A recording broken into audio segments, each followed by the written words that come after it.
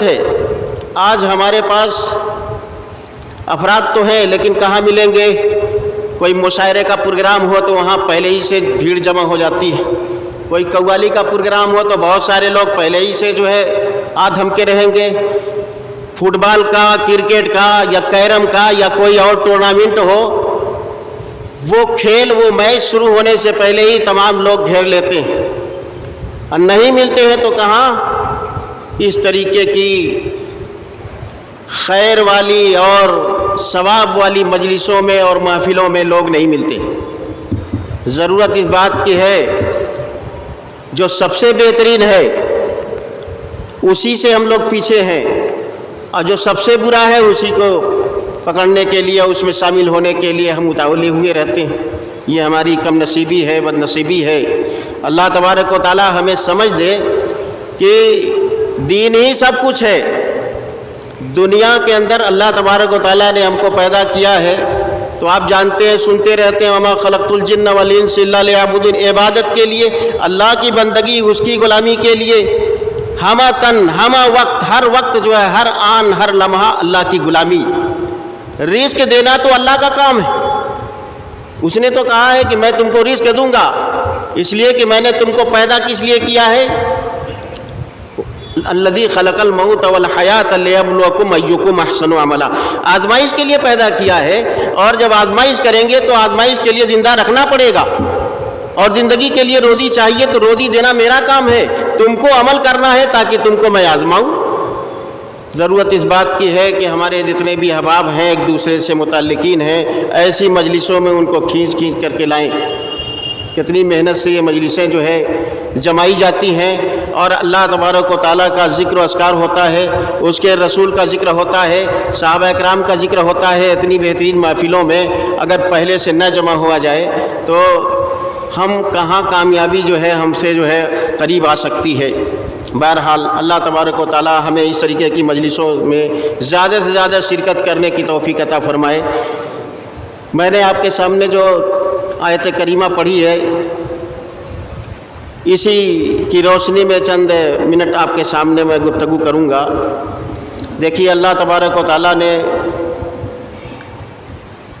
ہمارے لیے بہت ساری نعمتوں کو پیدا فرمایا ہے، اور اس نے یہ گارنٹی دے دی ہے، چیلنج کر دیا ہے، وَإِن تَعُدُّوا نِعْمَتَ اللَّهِ لَا تُحْصُوهَا، اگر تم میری نعمتوں کو گننا چاہو تو گن نہیں سکتے، اس کو شمار نہیں کر سکتے. ہر طرح کی نعمتیں اللہ تبارک و تعالیٰ نے ہمارے لیے پیدا کر دی ہیں، معقولات ہو، مشروبات ہو، ملبوسات ہو، ہر طرح کی نعمتیں. آپ نے کبھی یہ نہیں سنا ہوگا کہ ہاتھی بہت بڑا جانور ہے، اور اس طریقے سے شیر بہت بہادر جانور ہے، ہرن بہت خوبصورت ہے، لیکن ہاتھی جو ہے اس نے کپڑا پہنا ہوا ہے، یا یہ کہ شیر نے جو ہے شرٹ پہنا ہے، یا ہرن نے جو ہے پینٹ پہنا ہے یا لنگی پہنا ہے. یہ جو لباس جو ہے بہت بڑی نعمت ہے اللہ تبارک و تعالیٰ کی. جانوروں کو بہت خوبصورت بھی بنایا ہے، طاقتور بھی بنایا ہے، بھاری بھرکم بھی بنایا ہے، لیکن ان کو لباس کی نعمت سے نوازا نہیں ہے. یہ انسان کو اللہ تبارک و تعالیٰ نے دیا. آپ نے کبھی یہ بھی نہیں سنا ہوگا کہ بیل جو ہے بریانی کھا رہا ہے، یا ہاتھی جو ہے قورمہ کھا رہا ہے، یا کوئی فلاں جانور پھالودہ کھا رہا ہے. یہ انسان کو اللہ تبارک و تعالیٰ نے متنوع غذاؤں سے نوازا ہے، وہ کھا رہا ہے، ہر قسم کی سواری کر رہا ہے، 2 ویلر سے لے کر کے جہاز تک، اور سمندر سے لے کر کے خشکی پہ، ہر جگہ اللہ تبارک و تعالیٰ نے ہر طرح کی نعمتوں سے انسان کو نوازا.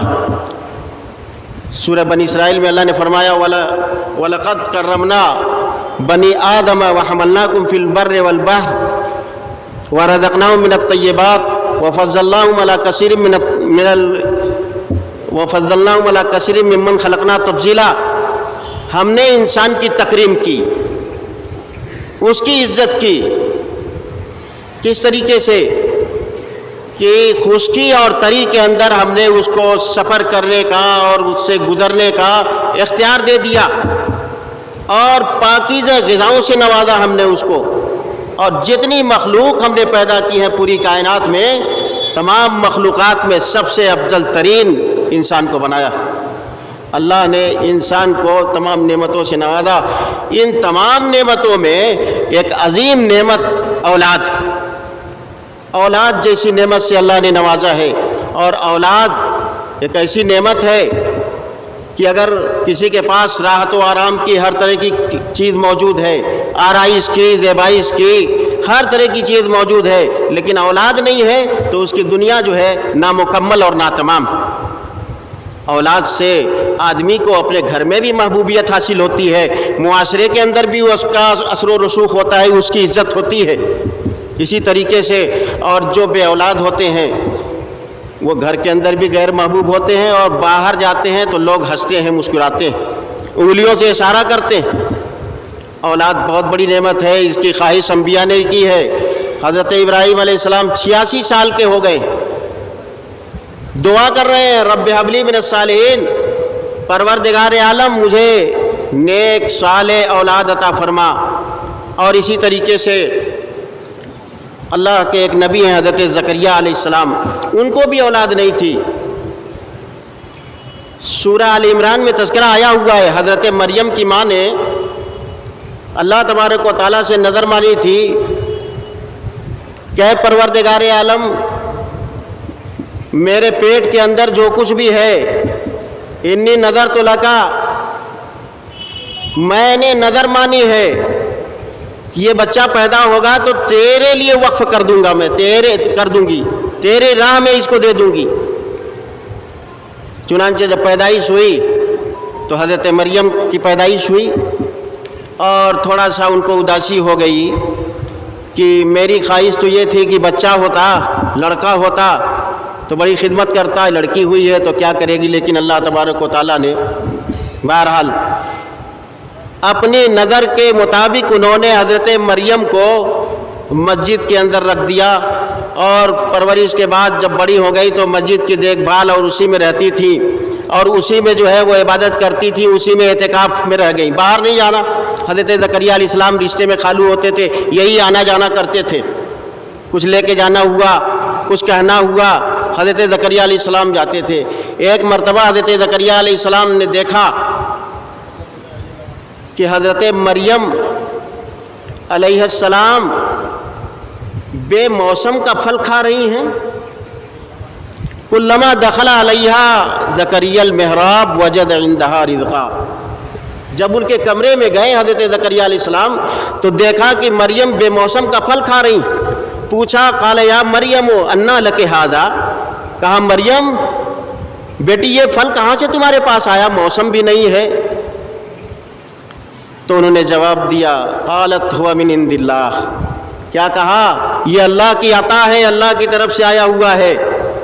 حضرت زکریا علیہ السلام نے جب دیکھا کہ مریم کو بے موسم کا پھل عطا ہو سکتا ہے تو فوراً وہیں پہ، یہ نہیں کہ وہاں سے ہٹ کر کے گھر گئے اور بعد میں جا کر کے دعا کی، یاد آ گیا، اس لیے کہ انبیاء کا ان کی پوری توجہ، پورا رخ جو ہے وہ اللہ کی طرف ہوتا ہے ہر وقت۔ یاد آ گیا کہ یہ تو بڑا اچھا موقع ہے، حضرت مریم کو اللہ تبارک و تعالیٰ نے بے موسم کا پھل عطا کیا، اسی طریقے سے میں بھی دعا کروں۔ فوراً ہاتھ اٹھایا انہوں نے اور دعا کی، دعا یہ ہوئی ہنالک دعا زکریا ربہ، وہیں پہ ہنالک اسی جگہ فوراً دعا کی، اے میرے پالنے والے رب حب لی من لدنک ذریۃ طیبہ، اے اللہ، اے میرے پروردگار، تو جب مریم کو بے موسم کا پھل عطا کر سکتا ہے تو مجھے بھی بے موسم کی اولاد عطا فرما دے۔ حضرت زکریا علیہ السلام کی یہ دعا سورہ ابراہیم میں بھی آئی ہے، سورہ انبیاء میں بھی آئی ہوئی ہے، رب لا تذرنی فردا وانت خیر الوارثین، اے میرے پروردگار تو مجھے تنہا نہ چھوڑنا، تو بہترین وارث۔ سورہ مریم میں بھی آئی ہوئی ہے اور وہاں پہ پوری تفصیل ہے، حضرت زکریا علیہ السلام نے جو ہے دعا کی تھی، قال انی وہن العظم منی واشتعل الراس شیبا، پروردگار عالم میرے سر کے بال پک گئے ہیں، میں بوڑھا ہو چکا ہوں اور میری ہڈیاں بالکل کمزور ہو چکی ہیں،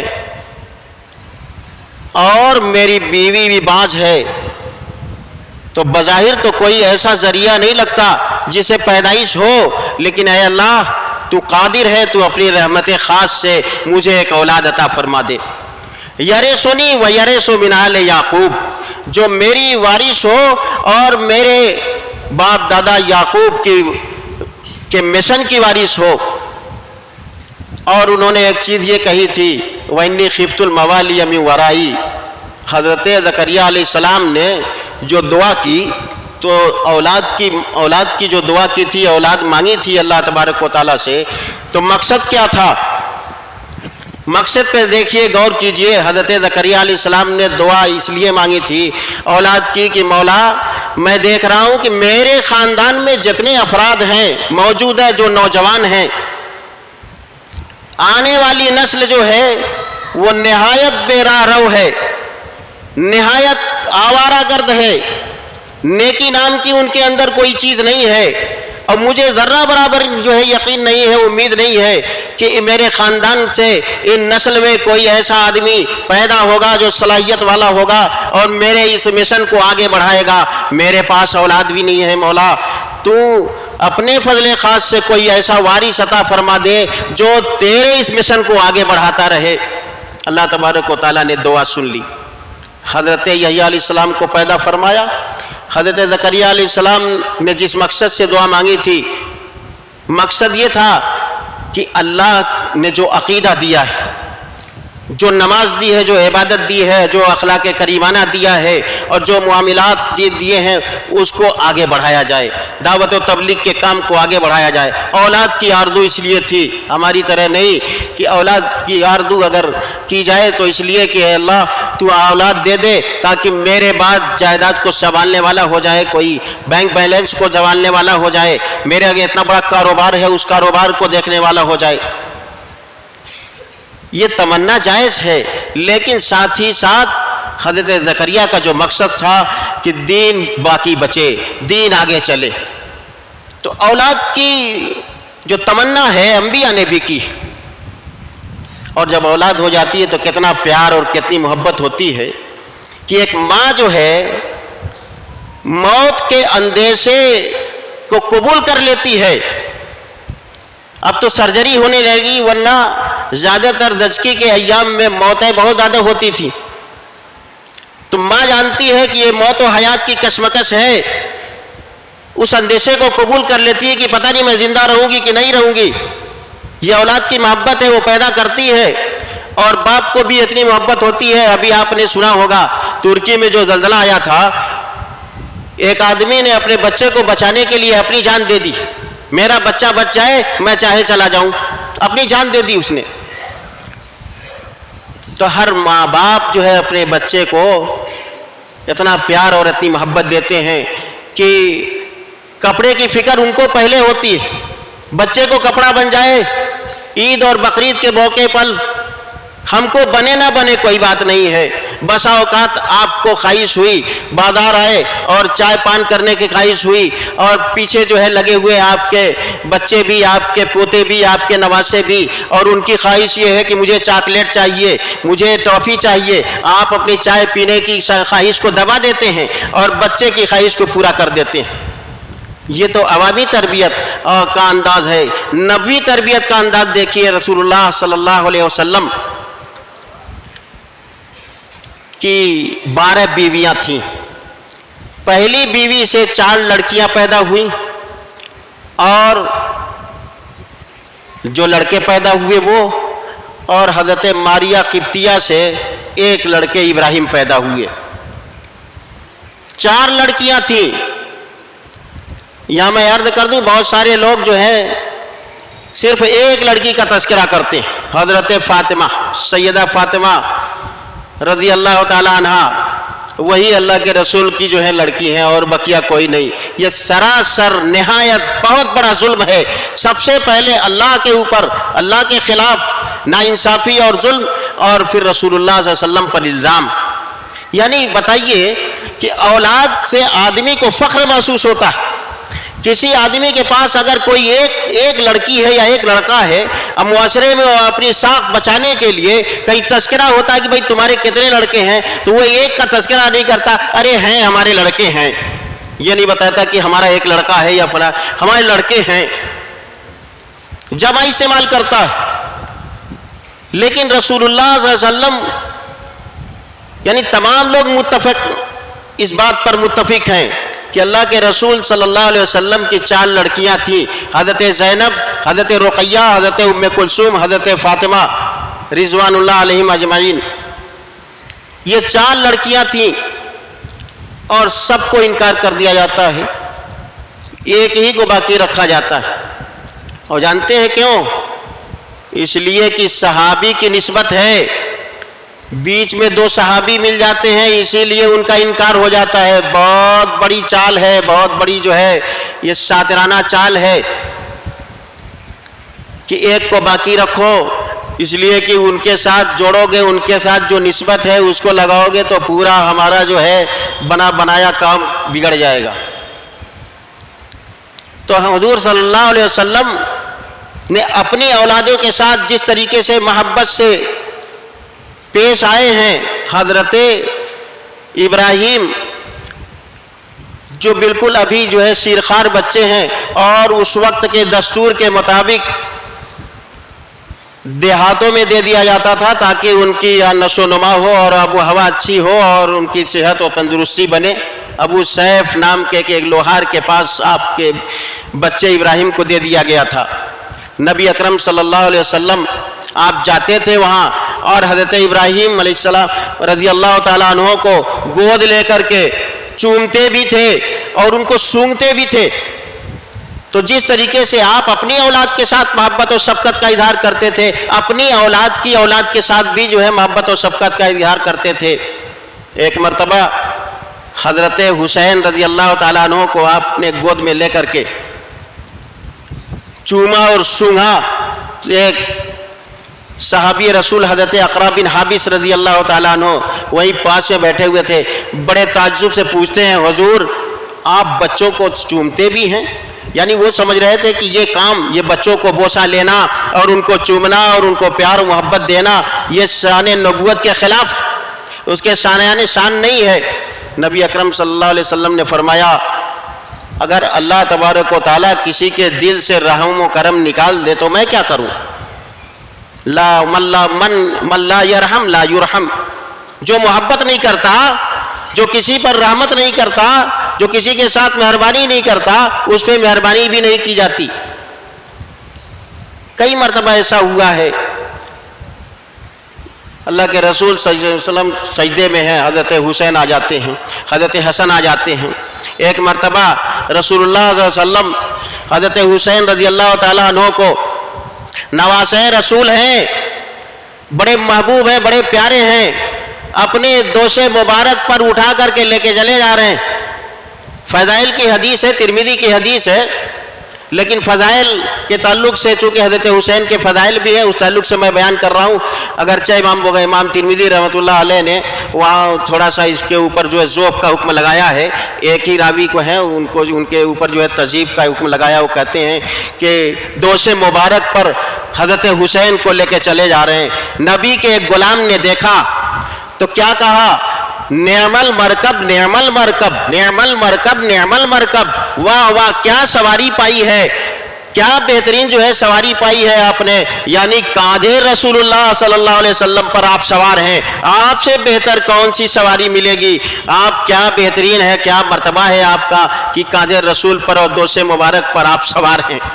رسول اللہ صلی اللہ علیہ وسلم نے جب یہ بات سنی تو اپنے اس غلام سے کہا کہ دیکھو یہ مت کہو، مجھے اچھا یہ لگے گا کہ تم یہ بات کہو نعم الراکب نعم الراکب نعم الراکب نعم الراکب، سوار بھی کتنا بہترین ہے، کیا بہترین سوار ہے۔ یعنی حضرت حسین کی فضیلت اور ان کے مقام مرتبوں کو رسول اللہ صلی اللہ علیہ وسلم نے بڑھایا، کیا بہترین جو ہے۔ تو اللہ کے رسول صلی اللہ علیہ وسلم نے بھی بچوں کے ساتھ بڑا پیار اور بڑے محبت کے ساتھ پیش آئے۔ بچوں سے پیار ہوتا ہے، لیکن محبت کا اور شفقت کا اپنے بچوں سے یہی صرف تقاضا نہیں ہے کہ ان کے کپڑے کو بنوا دیا جائے، ان کے جو ہے رہنے سہنے کے لیے اچھا سے اچھا مکان دے دیا جائے، ان کے کھانے کے لیے بہترین سے بہترین غذا کا انتظام کر دیا جائے۔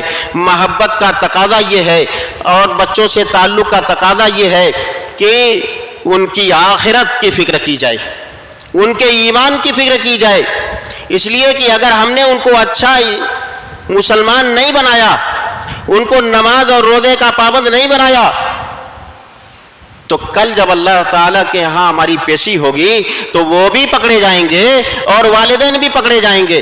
وہ اس لیے پکڑے جائیں گے کہ انہوں نے گناہ کا کام کیا، اور والدین اس لیے پکڑے جائیں گے کہ انہوں نے ان کی تربیت کے اندر ان کو اچھا مسلمان نہیں بنایا، گناہوں کے کاموں سے روکا نہیں، گناہ کا کام کرنے دیا۔ اب گناہ کیا ہے؟ رشوت کھانا بھی گناہ ہے، سود لینا دینا بھی گناہ ہے، اور اسی طریقے سے کسی مزدور کی مزدوری کاٹنا بھی گناہ ہے، اور دین کے اندر غلو پسندی بھی گناہ ہے، زناکاری بھی گناہ ہے، چوری چماری بھی گناہ ہے۔ لیکن ان تمام گناہوں میں سب سے بڑا گناہ یہ ہے کہ ایمان سے محروم کر دینا۔ لہذا ضرورت اس بات کی ہے کہ اولاد کی تربیت کی فکر کی جائے، اور قرآن میں اللہ تبارک و تعالیٰ نے حضرت یعقوب علیہ السلام کا واقعہ لکھا ہے۔ سورہ بقرہ آپ پڑھیے۔ حضرت یعقوب علیہ السلام کنعان کے رہنے والے تھے، فلسطین کے۔ وہاں سے جب مصر میں آئے ہیں، حضرت یوسف علیہ السلام ان کے بیٹے، وہاں ان کی حکومت ہے، وہاں آئے، پورے خاندان کو حضرت یوسف علیہ السلام نے بلوا لیا تھا۔ تو حضرت یعقوب علیہ السلام بستر مرگ پر ہیں، اور اس وقت جو ہے ان کے پورے خاندان کے لوگ ان کی چارپائی کے ارد گرد جمع ہیں۔ جس طریقے سے کوئی مرنے والا آدمی قریب ہوتا ہے مرنے کے تو اس کے گھر کے تمام افراد اس کی چارپائی کو گھیر لیتے ہیں، حضرت یعقوب علیہ السلام کی چارپائی کو ان کے بیٹے، ان کے خاندان کے تمام لوگ جو ہے وہاں گھیرے پڑے ہوئے ہیں۔ ایسی حالت میں حضرت یعقوب علیہ السلام پوچھتے ہیں، ما تعبدون من بعدی، میرے بیٹوں یہ بتاؤ میرے بعد تم کس کی عبادت کرو گے؟ تو تمام بیٹوں نے ایک آواز ہو کر کے کہا، نعبد الہک و الہ آبائک ابراہیم و اسماعیل و اسحاق الہا واحدا ونحن لہ مسلمون۔ ابا جان فکر مت کیجئے، آپ ٹینشن مت لیجئے، ہم آپ کے معبود کی عبادت کریں گے، آپ کے باپ دادا ابراہیم اور اسماعیل اور اسحاق کے معبود کی عبادت کریں گے، ایک معبود کی عبادت کریں گے اور اسی کے تابع رہیں گے، اور کسی کے ہم تابع نہیں رہیں گے، اسی کو مالک بنائیں گے، اسی کو اپنا مشکل کشا اور حاجت روا بنائیں گے۔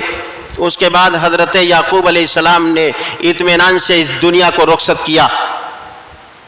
آپ سوچئے حضرت یعقوب علیہ السلام نبی ہیں، دادا حضرت ابراہیم بھی نبی ہیں، باپ حضرت اسحاق بھی نبی ہے، چچا اسماعیل بھی نبی ہیں، بیٹا یوسف بھی نبی ہے، اور بائبل کے حوالے کے مطابق ایک اولاد تھی یہودا نام کی، جس کے نام پر یہودی لوگ اپنے آپ کو یہودی کہتے ہیں، وہ بھی نبی ہے۔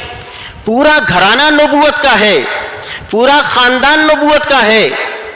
اس کے باوجود بھی اندیشہ یہ ہے کہ کہیں مسلمانوں کی یہ اقلیت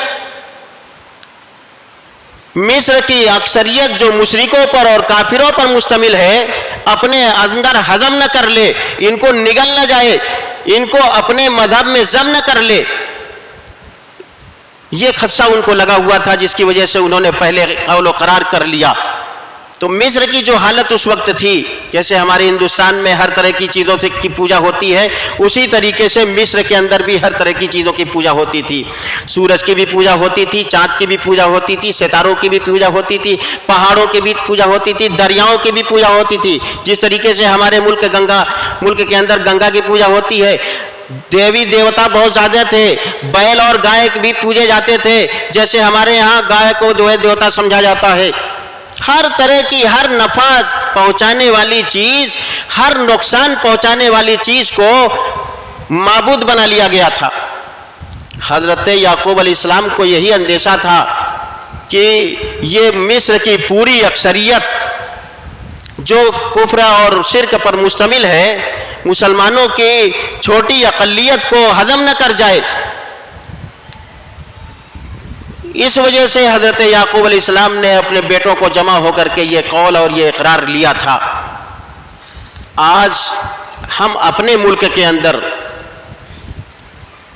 دیکھیں اور جائزہ لیں، بالکل وہی صورتحال جو مصر کی تھی وہی صورتحال ہمارے ملک کی بھی ہے۔ یعنی ہمارے ملک کے اندر جو ہے ہر طریقے کی پوجا ہو رہی ہے۔ پورا ملک کی اکثریت یہ چاہتی ہے کہ ہندوستان میں رہنے والی جو سب سے بڑی اقلیت ہے مسلمانوں کی، یہ ہمارے مذہب میں ضم ہو جائے۔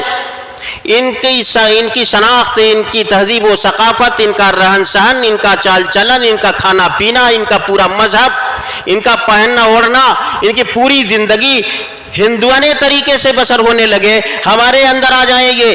ان کی پوری کوشش ہے، اس لیے آپ دیکھتے ہوں گے، پڑھتے ہوں گے، تعلیمی نظام کے اندر بھی انہوں نے سوریہ نمسکار کا طریقہ نکالا ہے، وندے ماترم کہنے پر جو ہے مجبور کیا جا رہا ہے، سرسوتی کی پوجا کرنے کے لیے کہا جا رہا ہے، ورغلایا جاتا ہے اور کہا جاتا ہے کہ دیکھو سرسوتی یہ جو ہے یہ ایسی دیوی ہے، یہ شکشا کی دیوی ہے، یہ تعلیم کی دیوی ہے، ان کے اوپر جل چڑھاؤ گے، ان کے سامنے ماتھا ٹیکو گے، ان کے سامنے ہاتھ جوڑو گے تو یہ تمہارے ایگزام میں تم کو کامیابی عطا کریں گے۔ طاقت چاہیے، زور چاہیے، قوت چاہیے تو درگا دیوی ہے، ان کے سامنے جا کر کے جھکو۔ اور یہی نہیں بلکہ چھوٹے چھوٹے معصوم بچوں کو نفسیاتی طور سے کس طریقے سے کفر اور شرک کو بھرا جاتا ہے میں آپ کو بتاؤں۔ ابھی میں گیا تھا یہاں بندی کلا، وہاں ایک صاحب تھے بمبئی کے رہنے والے، وہ بتا رہے تھے، وہ کہہ رہے تھے کہ دیکھیے مولانا صاحب کس طریقے سے معصوم بچوں کے ذہنوں میں کفر شرک بھرا جاتا ہے۔ وہ اپنے اسکولوں کے اندر جو ہے چھوٹے چھوٹے معصوم بچے وہ کچھ نہیں جانتے، ان کو جمع کر کے بالکنی پر ایک آدمی کو کھڑا کر دیا جاتا ہے اور ان سے کہا جاتا ہے کہ بچوں اپنا ہاتھ اٹھاؤ۔ اب یہ بچے ہاتھ اٹھاتے ہیں اور وہ کہتے ہیں کہ مانگو، اے اللہ تو ہمیں ٹافی دے۔ تمام بچے جو ہے ایک آواز ہو کر کے ہاتھ اٹھا کر کے بولتے ہیں اے اللہ ٹافی دے، اے اللہ ٹافی دے۔ کچھ نہیں تو آواز آتی ہے کہ بچوں کچھ ملا؟ تمام بچے کہتے ہیں نہیں کچھ نہیں ملا۔ پھر آواز آتی ہے ہاتھ اٹھاؤ پھر مانگو، اے گاڈ ٹافی دے۔ تمام بچے ہاتھ اٹھا کر کے بولتے ہیں اے گاڈ ٹافی دے، اے گاڈ ٹافی دے۔ تو پھر آواز آتی ہے بچوں کچھ ملا؟ کہا نہیں کچھ ملا۔ کہا ہاتھ اٹھاؤ اور پھر آواز لگاؤ، اے بھگوان رام تو ہم کو ٹافی دے۔ جب یہ آواز لگاتے ہیں تو اوپر بالکنی پہ جو کھڑا ہوا آدمی ہے وہ ڈھیر ساری ٹافیاں نیچے گراتا ہے، کچھ ان کے ہاتھوں میں آتی ہیں، کچھ زمین پہ چلی جاتی ہیں۔ اس کے بعد جو ہے آواز آتی ہے بچوں ٹافی مل گئی؟ ہاں مل گئی۔ کس نے دیا؟ بھگوان رام نے دیا۔ تمہارا بھگوان کون ہے؟ رام ہے۔ اب اس طریقے سے بتائیے ان معصوم بچوں کے دماغ کے اندر نفسیاتی طور سے کفر اور شرک بھرا جا رہا ہے۔ اور اسی طریقے سے آپ کو میں بتاؤں، ایک بڑے عالم ہیں، ان کا ایک سفر نامہ ہے، وہ بیان کرتے ہیں کہ یہ برطانیہ گئے ٹہلنے کے لیے، ان کو کیمبرج یونیورسٹی جو وہاں کی بڑی مشہور یونیورسٹی ہے ان کو دیکھنے کا بڑا شوق ہوا۔ کہنے لگے کہ مجھ کو جو ساتھ میں لے کے جا رہے تھے ایسے علاقے سے گزرے تو میں نے سائن بورڈ پر لکھا ہوا دیکھا نام انگریزی میں، لیکن شروع میں الف لام لگا ہوا ہے، الیگزینڈر، الیگبیل، اس طریقے سے لکھا ہوا نام۔ تو کہتے ہیں میں نے پوچھا کہ یہ بتائیے یہ نام انگریزی کا ہے اور الف لام لگا ہوا ہے، لگا ہوا ہے۔ الف لام تو عربی میں حرف تعریف ہوتا ہے، جیسے الحمدللہ، اللہ، اسی طریقے سے الف لام شروع میں لگ جاتا ہے۔ تو کہا انہوں نے کہ بات یہ ہے کہ 1948 میں اسرائیل نے جب فلسطینیوں کو بھگایا وہاں سے تو برطانیہ نے ان کو پناہ دی، اور یہ فلسطینی پناہ گیر جو تھے وہاں سے آئے اور اسی علاقے میں ان کو بسا دیا گیا۔ آج اتنے سال ہو گئے یہ اپنا نام گاؤں بھول گئے، اپنی شناخت بھول گئے، اپنی مسلمانیت بھول گئے، لیکن ان کے نام چونکہ عربی میں تھے، اور عربی میں جو نسبتی نام ہوتا ہے الف لام، البیرونی، الراشدی اور اسی طریقے سے، تو ان کے نام کا جو ال ہے وہ باقی رہ گیا۔ غور کیجئے، اس طریقے سے ذہن کو بدلا جاتا ہے، ان کی شناخت مٹائی جاتی ہے۔ تو ہمارے ملک کی جو مذہبی صورتحال ہے اور ہمارے خلاف جو صورتحال بن رہی ہے، اس کو دیکھ کر کے سب سے بڑی ذمہ داری یہ ہے کہ ہم اپنے ایمان کی، اپنے نسلوں کے ایمان کی فکر کریں، ان کی حفاظت کریں۔ کسی عقیدے کو بدلنے کے لیے، کسی نظریے کو تبدیل کرنے کے لیے، کسی خیال کو جو ہے لانے کے لیے، اس میں سب سے بڑا رول تعلیم کا بھی ہوتا ہے۔ اپنی اولادوں کو، اپنی نسلوں کو ایمان کے قریب لانے اور ان کے ایمان کی حفاظت کرنے کے لیے تعلیم بہت ضروری ہے۔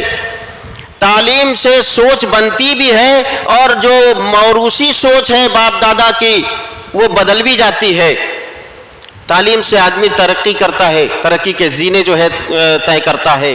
اس طریقے سے اسلام میں ہر وہ تعلیم جو نفع بخش ہے، جو نفع دینے والی تعلیم ہے، وہ جائز۔ اللہ تبارک و تعالیٰ نے جو آیت کریمہ نازل فرمائی، آپ جانتے ہیں، اقرأ بسم ربک الذی خلق، پڑھو اس رب کے نام سے جس نے تم کو پیدا کیا ہے۔ تو تعلیم کی بڑی اہمیت ہے، لیکن اس آیت کریمہ میں جو بات ہم کو بتائی گئی ہے، جس پڑھائی کی تعلیم دی جا رہی ہے، وہ پڑھائی ایسی ہو کہ اس کا تعلق اللہ کے نام سے جڑا ہوا ہو، دین سے جڑا ہوا ہو، اس تعلیم کا تعلق ہو، ایمان سے ہو، اخلاقی اقدار سے ہو۔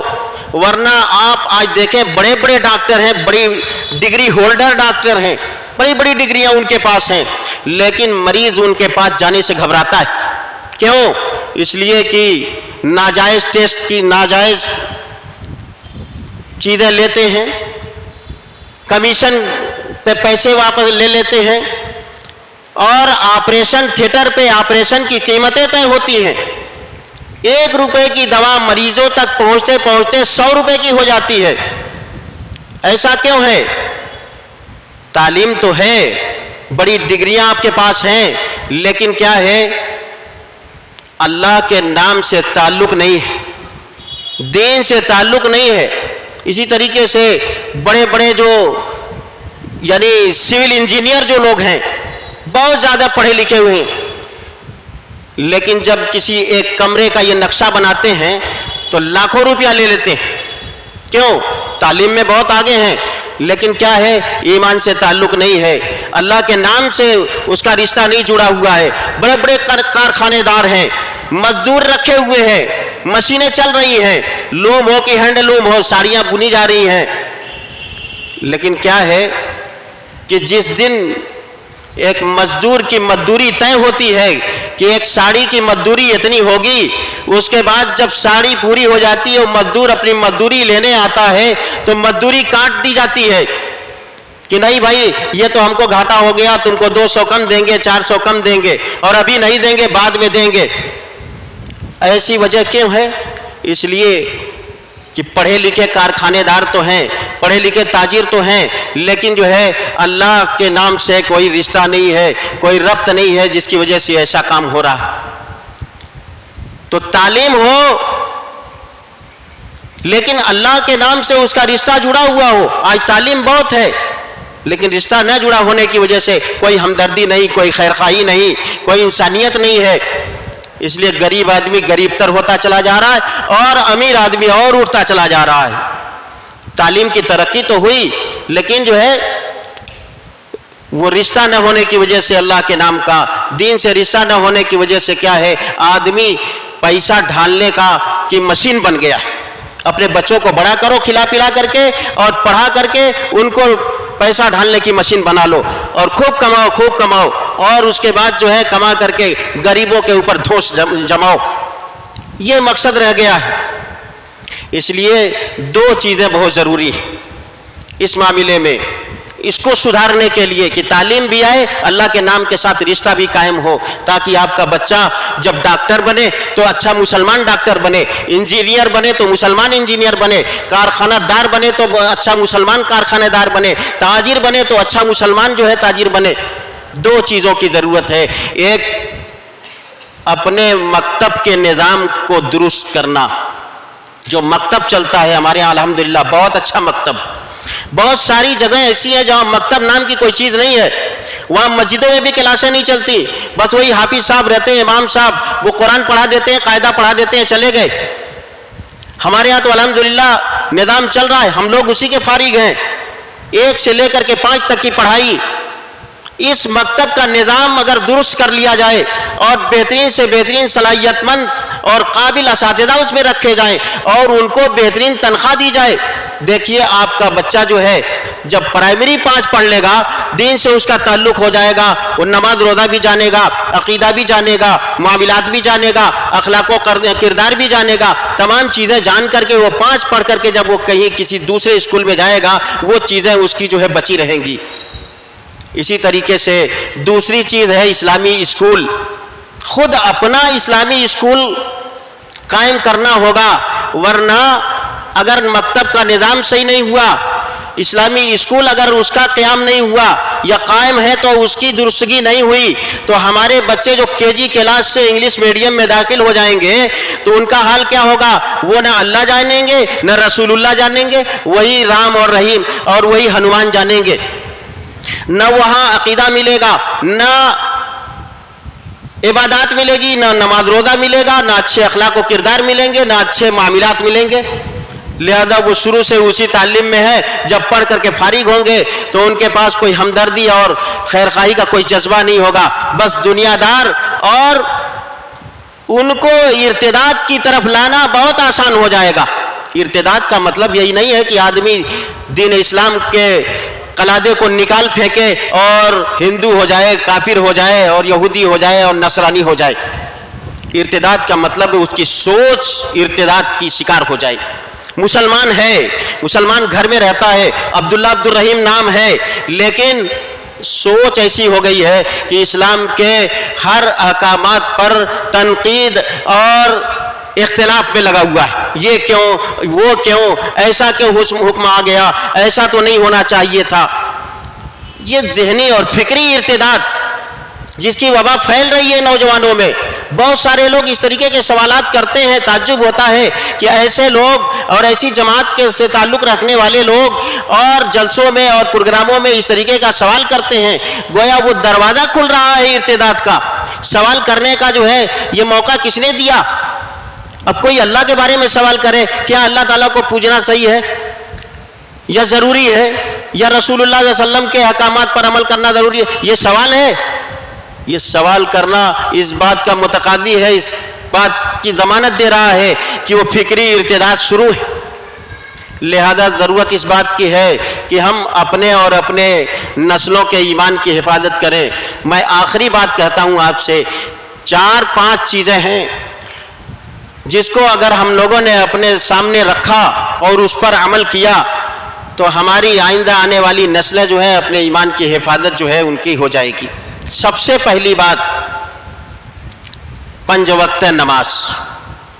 5 وقت نماز, آپ جانتے ہیں کہ نماز جو ہے یہ بندے اور اللہ کے درمیان تعلق ہے, رابطہ ہے. جس طریقے سے آپ موبائل کے اندر سم ڈالتے ہو اور سم نہیں ہے تو رابطہ نہیں ہوگا,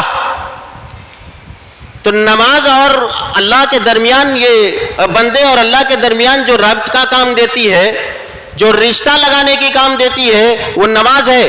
آپ نماز پڑھو گے, اللہ سے رشتہ آپ کا قائم ہو گیا, اور اس کے بعد تمام عبادتیں آپ کی قبول ہیں.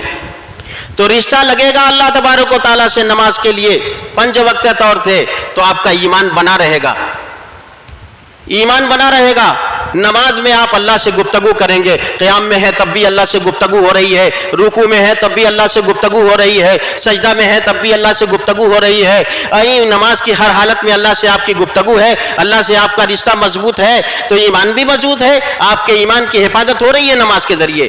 5 وقت نمازوں کی حفاظت بہت ضروری ہے. خاص طور سے میں اپنے ان نوجوانوں سے کہہ رہا ہوں جن کی 4 وقت نمازیں تو بہت اچھی طریقے سے ہوتی ہیں، لیکن فجر کی نمازیں جو ہیں وہ نہیں ہو پا رہی، فجر کی نمازیں نہیں ہو پا رہی ہیں. اس وقت اگر اعلان ہو جائے کہ فلاں جگہ کچھ بٹنے والا ہے تو دیکھیے، آپ کو معلوم ہوگا ابھی جو نوٹ بندی لگی تھی، نوٹ بدلوانے کے لیے یا داخل کرنے کے لیے آدمی بینک کے سامنے رات بھر رہ جاتا تھا. کیوں؟ یہی رہیں گے، بینک کھلے گا، ہمارا نمبر آئے گا، رات بھر رہ گیا وہیں پہ. یہ تو دنیاوی چیز ہے. اور والآخرۃ خیر وابقیٰ، آخرت سب سے بہترین ہے اور سب سے زیادہ وہ باقی رہنے والی چیز ہے. اس کے لیے ہمارے پاس وقت ہی نہیں ہے، اس کے لیے کوئی غور و فکر ہی نہیں ہے. تو سب سے پہلی چیز ہے ایمان کی حفاظت کے لیے 5 وقت نماز کی ادائیگی. اور دوسری چیز ہے اپنے دینی اداروں کا تعاون، دینی اداروں کی امداد. ہم نے ادارہ قائم کیا ہے، ہم کو اس میں تعاون کرنا ہے، روپے سے، پیسے سے، جا کر کے بھی، نگرانی کر کے بھی. ہم جب تک تعاون نہیں کریں گے ہمارے یہ دینی ادارے آگے نہیں بڑھ سکتے. ہم کو جا کر کے دیکھنا ہوگا. یعنی ہم اگر کوئی دنیاوی چیز، کوئی گھر کی چیز کوئی خریدتے ہیں تو بڑے احتیاط کے ساتھ اور بڑی ذمہ داری کے ساتھ اور بہت دیکھ بھال کر کے خریدتے ہیں، کوئی خراب نہ ہو. لیکن دینی ادارے میں اگر ہم نے پیسہ دیا ہے، پیسہ دے کر کے بے خیال ہو گئے، ہمارا پیسہ کہاں جا رہا ہے کوئی فرق نہیں پڑتا. آپ کا کوئی بچہ ہے اور آپ کے بچے نے آپ سے 100 روپیہ مانگا کہ ابا 100 روپیہ کی ضرورت ہے. کیوں؟ اس لیے کہ 10 کاپی لینا ہے، کتاب لینا ہے، قلم لینا ہے، بہت ساری چیزیں لینا ہے. ابا نے دے دیا 100 روپیہ، لے کر کے گئے. اور اس کے بعد کیا ہوا؟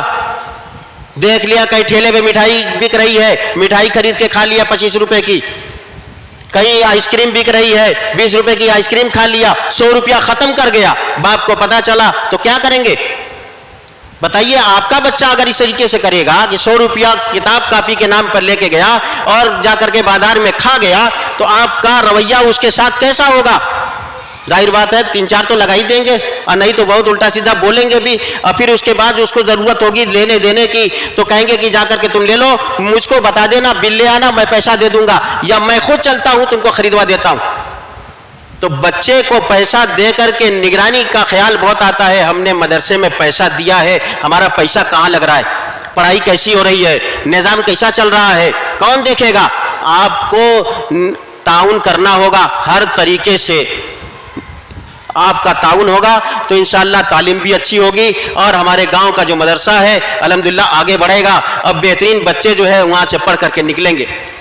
تیسری بات، تکبر نہیں کرنا. تکبر بہت بری چیز ہے، یہ اللہ کی صفت ہے. اللہ نے تکبر کے بارے میں کہہ دیا، ہوا ردائی، میری چادر ہے، فمن ینازعنی ادخلوا النار. جو میری چادر کو مجھ سے چھینے گا یعنی خود تکبر کرے گا، میں اس کو جہنم میں ڈال دوں گا. تکبر مت کرنا، اس لیے کہ اللہ کو تکبر پسند نہیں ہے. ان اللہ لا يحب كل مختال فخور. ہر شیخی باز کو، ہر تکبر کرنے والے کو، ہر مغرور کو اور ہر بڑا بننے والے کو اللہ پسند نہیں کرتا. آپ کو اگر موبائل پسند نہیں تو پھینک دیں گے، کرتا پسند نہیں ہے تو ہٹا دیں گے، دوسرا کرتا سب جو ہے اس کو پہنیں گے. اللہ تبارک و تعالیٰ کو غرور پسند نہیں تو کیا اپنے پاس رکھے گا؟ متکبر بندے کو کہاں ڈالے گا؟ وہ تو سیدھے سیدھے جہنم میں ڈالے گا. تو تکبر نہیں کرنا، اللہ سے رشتہ کٹ جائے گا، ایمان مضبوط نہیں ہوگا آپ کا. اسی طریقے سے چوتھی بات ہے استغفار. اللہ کو استغفار بہت پسند ہے. گناہوں میں لت پت ہے آدمی، بہت ضرورت ہے آہو بکا کی، رونے اور گڑ گڑانے کی، اللہ تبارک و تعالیٰ کے سامنے اپنی ناک رگڑنے کی. یہ بہت پسند ہے یہ ادا بندے کی. بندہ جب جو ہے رکوع سے سجدے میں جب چلا جاتا ہے تو سجدے کے بارے میں آتا ہے کہ اللہ تبارک و تعالیٰ سے سب سے زیادہ قریب بندہ جو ہے سجدے کی حالت میں ہوتا ہے. سجدے میں جائیے، ناک رگڑ دیجئے اللہ کے سامنے، روئیے گڑگڑائیے اور اپنے کردہ ناکردہ گناہوں کی معافی مانگیے. اللہ تبارک و تعالیٰ تمام گناہوں کو معاف کر دے گا. یہ استغفار اللہ سے ربط کا بہت بڑا ذریعہ ہے اور ایمان کی مضبوطی کا بہت بڑا ذریعہ ہے. اور ایک 5ویں بات آپ کے سامنے کہہ کر کے میں اپنی بات ختم کروں گا. حضرت بھی تیار، آپ تشریف لا چکے ہیں کہ آپ کو جو عقیدہ ملا ہے آپ کو جو دین ملا ہے، جو نظریہ ملا ہے، جو مسلک ملا ہے، جو کتاب و سنت کے احکامات ملے ہیں، اس کو مضبوطی کے ساتھ پکڑے رہنا، ثابت قدم رہنا، ورنہ آج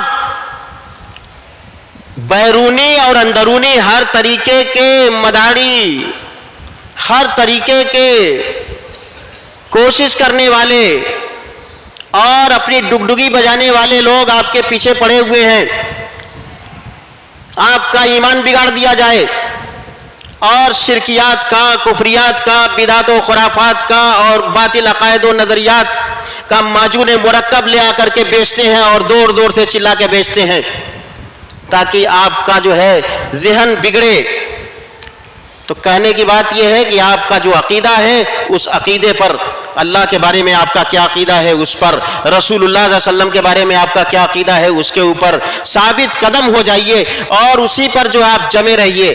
اللہ نے فرمایا ان الذین قالوا ربنا اللہ ثم استقاموا، جن لوگوں نے کہہ دیا کہ ہمارا رب اللہ ہے اور اسی پر پامردی کے ساتھ جمے رہے، تتنزل علیہم الملائکہ، نتیجے میں فرشتے نازل ہوتے ہیں۔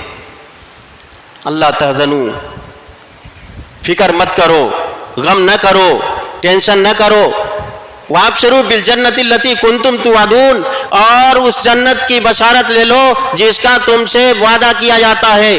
نحن اولیاؤکم فی الحیاۃ الدنیا ولکم فی الآخرۃ، ہم تمہارے اولیاء ہیں، تمہارے قریب رہنے والے ہیں، تمہارے ساتھی ہیں، پھر دنیا و فی الآخرہ، دنیا کے اندر بھی رہیں گے تمہارے ساتھ، آخرت میں بھی رہیں گے تمہارے ساتھ، اور جب یہاں سے مر کر کے جاؤ گے تو کیا ہوگا؟